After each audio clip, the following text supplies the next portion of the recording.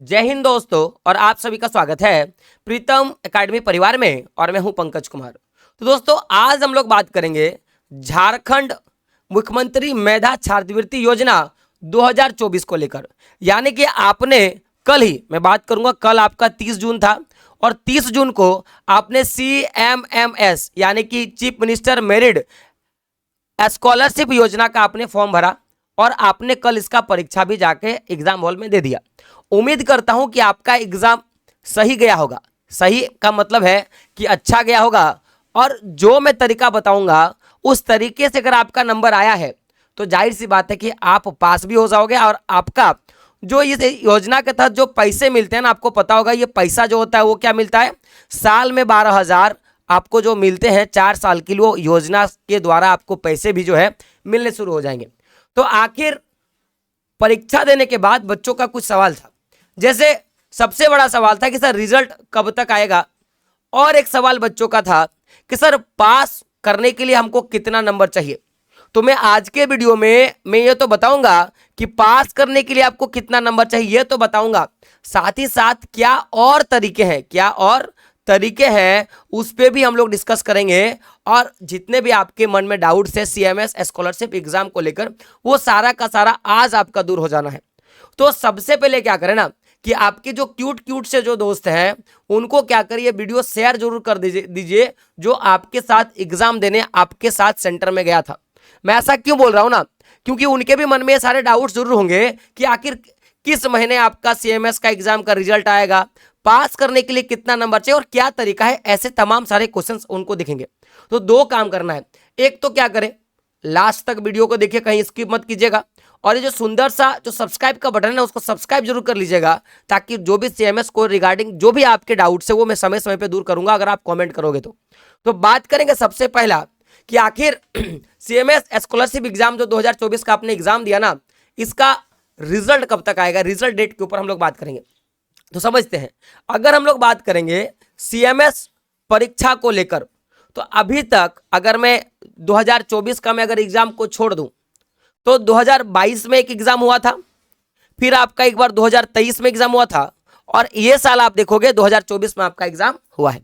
यानी कि अभी तक अगर मैं बात करूं वर्तमान में, अभी तक देखा जाए तो टोटल 3 ही बार स्कॉलरशिप का एग्जाम हुआ। और हर बार रिजल्ट का डेट जो पिछला 2 बार था, यानी कि 2022 का और अगर मैं 23 का मैं बोलूं तो रिजल्ट डेट लगभग सेम था। तो क्या इस बार भी उसी डेट पे आपका स्कॉलरशिप एग्जाम का रिजल्ट आएगा क्या, ये सवाल मेरे मन में था, तो मुझे लगा मैं आपको बता दूं। तो समझिएगा, अगर मैं 2022 का रिजल्ट का मैं बात करूं तो ये रिजल्ट आपका नवंबर महीना में, कब का, नवंबर महीना में आपका रिजल्ट आया था। वहीं अगर 2023 के एग्जाम का बात करूं तो इसका भी जो रिजल्ट है वो भी आपका नवंबर में आया था। यानी कि अब 95% ये चांस है कि जो 2024 का जो एग्जाम आपने दिया, इसका भी एग्जाम का रिजल्ट नवंबर में आएगा। लेकिन एक बात समझो, आप देखोगे कि 2024 का जो आपने एग्जाम दिया ये आपका जून में हुआ, लास्ट जून में हुआ, 30 जून को हुआ।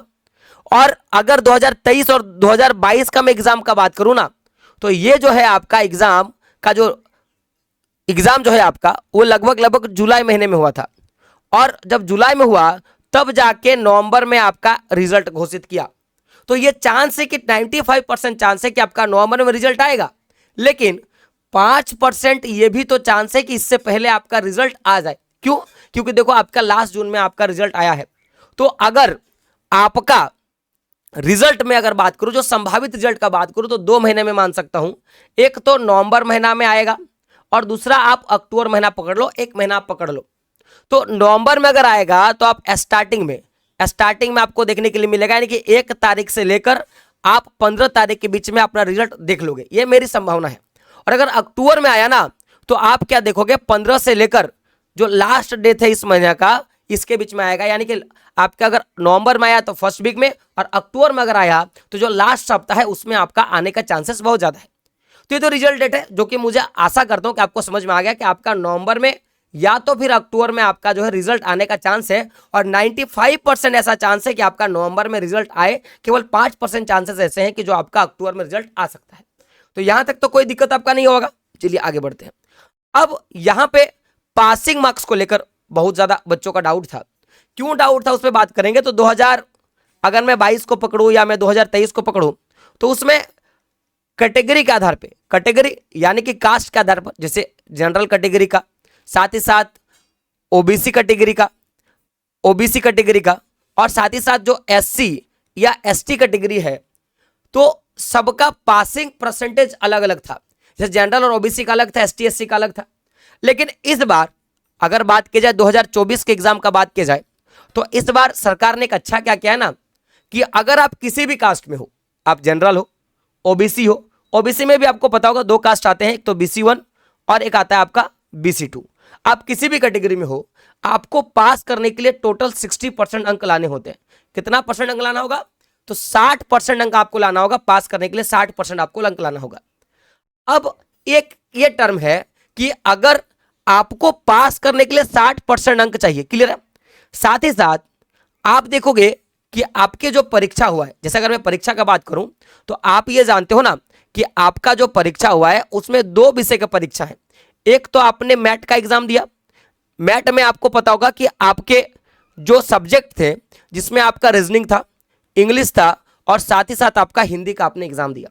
तो आपने ये भी देखा होगा कि रीजनिंग का आपने 30 प्रश्न, आपने ये देखा होगा कि इंग्लिश का आपने 30 प्रश्न और हिंदी का आपने 30 प्रश्न, यानी कि कुल मिला के देखा जाए तो 90 नंबर आपने एग्जाम दिया है।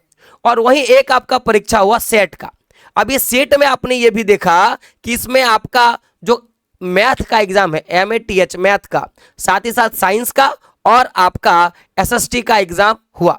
तो आपने देखा कि 30 प्रश्न था आपका मैथ से, 30 प्रश्न था साइंस से और 30 प्रश्न था आपका SST से, यानी कि कुल मिला के आपने 90 मार्क्स का आपने एग्जाम दिया। तो अब क्या बोलता है कि कुल मिला के देखा जाए तो 90 नंबर आपका हो गया मैट का और आपका 90 नंबर हो गया आपका सेट का, यानी कि 90 90 कितना हो गया? 180 नंबर का आपने टोटल एग्जाम आप दे के आते हो। अब ये जो 180 का नंबर का आपने एग्जाम दे के आते हो, तो क्या बोला है कि फर्स्ट टर्म क्या बोलता है कि जो भी आपने एग्जाम दिया, इस एग्जाम का आपको 180 नंबर लाना है। कितना नंबर लाना है? सॉरी, 180 का आपको 60% नंबर लाना है। यानी कि आपने जो 180 का एग्जाम दिया, अगर मैं इसका 60% निकालूं, अगर मैं 60% निकालूं तो आप देखोगे कितना हो जाएगा, कितना हो जाएगा? तो 8 छक 48 के 8 हाथ में कितना रहा? 4, 6 1 के 6 और आपका क्या होगा? 4 6 4 10, यानी कि 108 नंबर। क्लियर? तो यानी कि आपको पास करने के लिए 108 नंबर चाहिए। अब बच्चों का सवाल होगा कि सर 108 नंबर अगर मान लिया जाए कि जैसे आपका मैट का एग्जाम हुआ, तो बच्चे बोलेंगे सर मैं अगर मान लो कि मैं मैट में 90 का 90 नंबर ले आऊं और साथ ही साथ जो सेट का एग्जाम है उसमें अगर मैं 18 नंबर ले आऊं, तो कुल मिला के देखोगे तो आपका 108 नंबर हुआ कि नहीं हुआ? तो अब बच्चे पूछेंगे कि सर क्या इस तरह से हम लोग पास हो गए क्या? अगर इस तरह से क्या हम लोग पास हो गए क्या? तो ऐसे सवालों का भी मैं बात करूंगा। तो देखो ये एक तरीका है, जैसे आपको पता होगा कि बोर्ड एग्जाम में पास करने के लिए जो आपका टोटल मार्क्स है उसका आपको 33% अंक लाना होता है। लेकिन साथ ही साथ ये भी तो तरीका है कि आपको ईच ऑफ सब्जेक्ट, यानी कि प्रत्येक सब्जेक्ट में भी आपको पास करना होगा।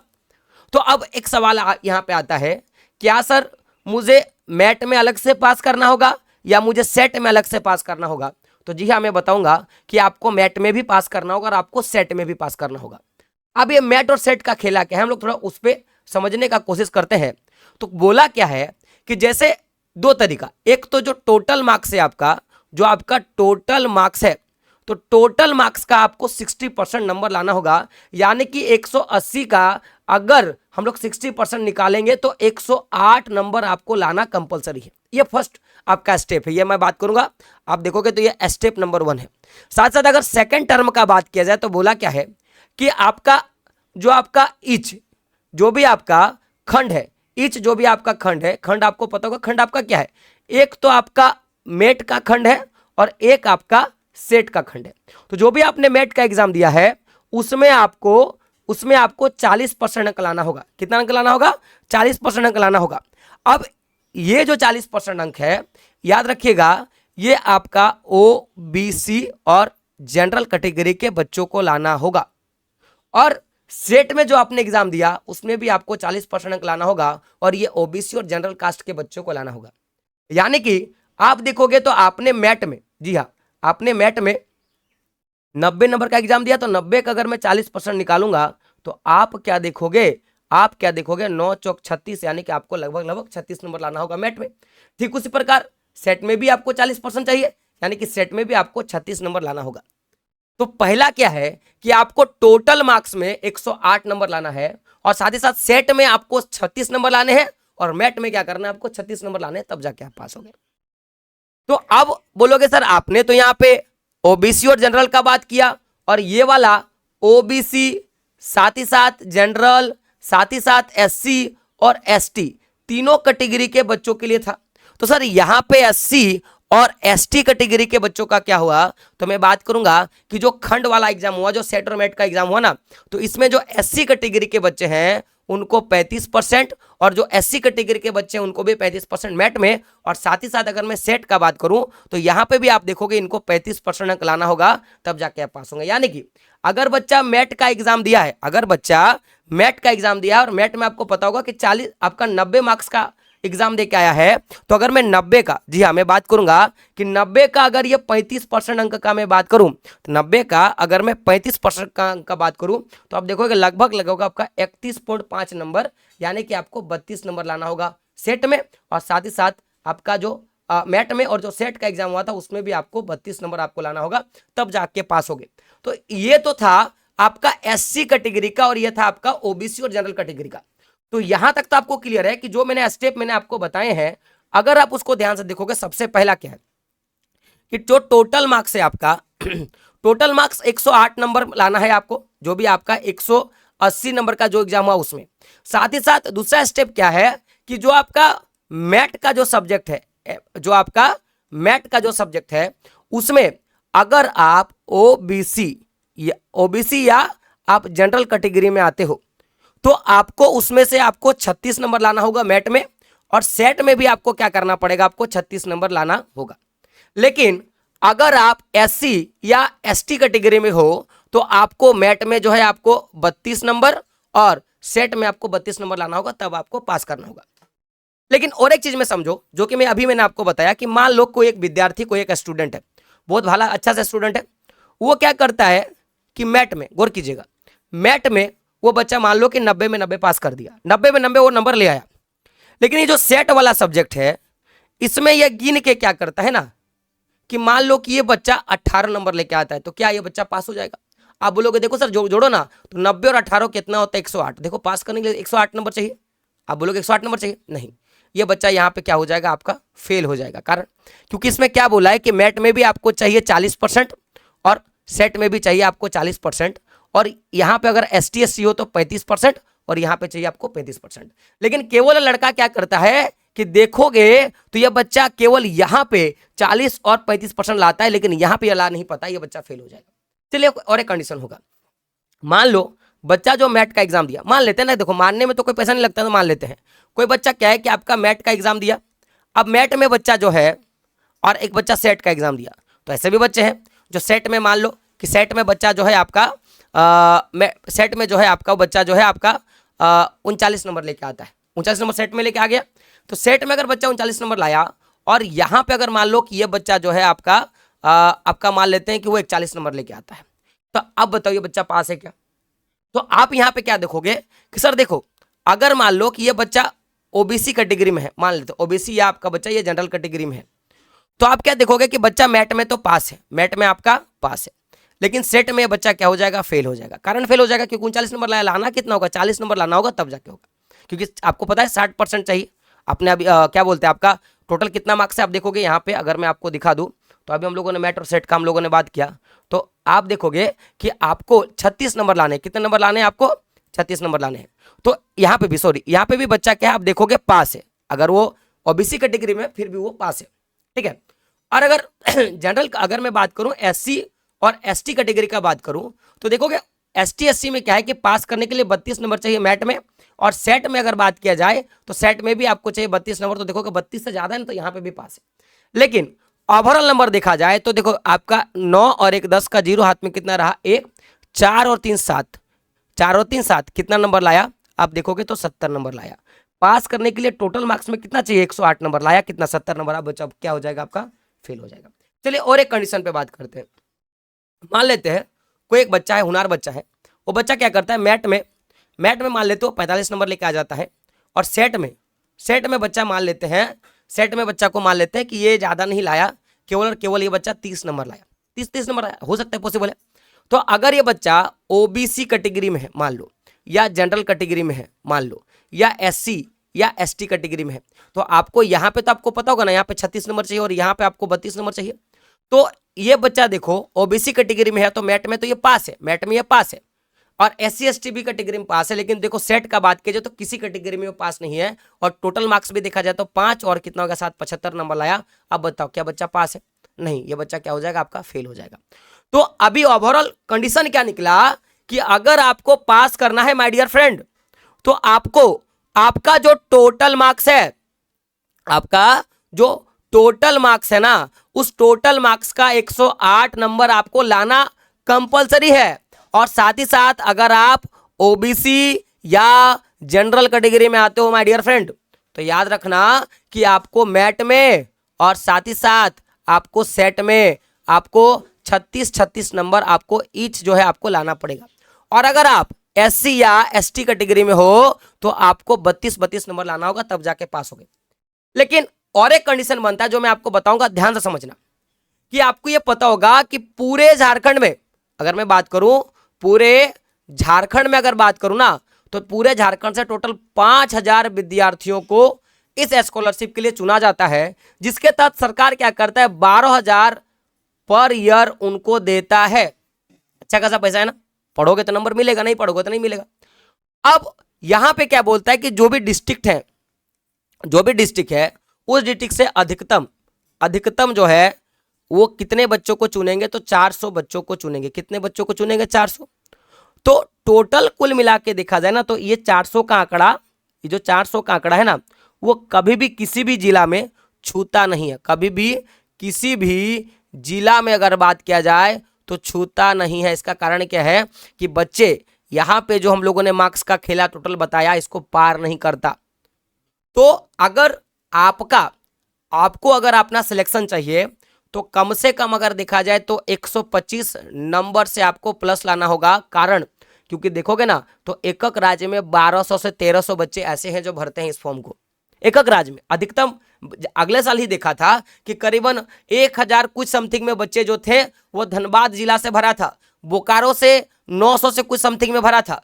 तो इतने सारे बच्चे, उसमें अगर आपको कंपीट करने हैं तो 125 नंबर के अगर आसपास में आपका नंबर है तो आप सेफ हो, और उसमें भी 95% चांस है कि आपका सिलेक्शन होगा। लेकिन ये जो तरीका मैंने बताया, ये जो तरीका कि टोटल मार्क्स में आपको 108 नंबर चाहिए, टोटल मार्क्स में आपको कितने चाहिए, 108 नंबर चाहिए, और ईच ऑफ सब्जेक्ट जो है 36 नंबर अगर आप ओबीसी और जनरल में आते हो, और अगर आप एससी एसटी में आते हो तो आपको 32 नंबर लाना होगा, तब जाके आप इस योजना का आप लाभ ले पाओगे। तो ये जो पूरी तरीके हैं आपको देखो ये समझना है, क्योंकि आप नहीं समझोगे ना तो मुझे नहीं लगता कि आपको स्कॉलरशिप का लाभ मिल पाएगा और आप कभी भी सीएमएस का फायदा ले पाओगे। क्योंकि मुझे जितना आता था मैंने आपको बता दिया, और आपने देखा होगा कि मैंने आपके लिए तैयारी भी करवाया है, और उम्मीद है कि उस तैयारी से आपके नंबर क्वेश्चंस भी आए होंगे। तो उम्मीद है कि आपका क्वेश्चन का लेवल भी उतना हार्ड नहीं था, आपने वो मिला लिया होगा कितना नंबर आपका आया नहीं है। एक बार कमेंट कर देना, आप एक बार कमेंट कर देना कि आपने कितना नंबर का आपने परीक्षा दिया था। जैसे होता है ना कि सर 180 में से मैंने 150 क्वेश्चन रंगा, मैंने 120 प्रश्न में से मैंने 180 में से मैंने 120 प्रश्न को रंगा, तो कितना का आपने आंसर दिया था और कितना सही हुआ वो एक बार कमेंट करना। और आप किस डिस्ट्रिक्ट में हो ना ये भी आप कमेंट कर देना, ताकि मुझे पता चलेगा कि मेरा ये छात्र जो है, मेरा ये प्यारा सा नन्हा सा जो छात्र है वो फलना डिस्ट्रिक्ट से और फलना नंबर लाया, और मुझे भी अच्छा लगेगा। और अगर आपका सिलेक्शन हो जाता है, उम्मीद करता हूँ भगवान से कि आपका सिलेक्शन हो जाए और ये जो महीने आ रहे हैं ना वो आपके खाते में आना शुरू हो जाए। और एक विशेष सूचना अगर मैं दूंगा, जो भी बच्चे आपके मैं बात करूंगा ओबीसी और एससी और एसटी कैटेगरी में आएंगे, मैं बोलूंगा आप लोग जाति अपना आवासी और साथ ही साथ निवासी प्रमाण पत्र बना लीजिएगा। और जो आपके जनरल कैटेगरी के बच्चे आते हैं वो खाली अपना आय ठीक है, सॉरी आवासीय तो ही है ना, आपको जाति आय, ठीक है। और आपको यहाँ पे क्या करना है, अगर जनरल कैटेगरी में हो तो आय, और आपको निवासी प्रमाण पत्र अपना बना लीजिएगा, ताकि आपको किसी प्रकार का कोई भी प्रॉब्लम ना हो, ठीक है। तो मिलते हैं दोस्तों अगले एक वीडियो में, मजेदार वीडियो में, तब तक के लिए जय हिंद, जय भारत, आपका दिन शुभ हो।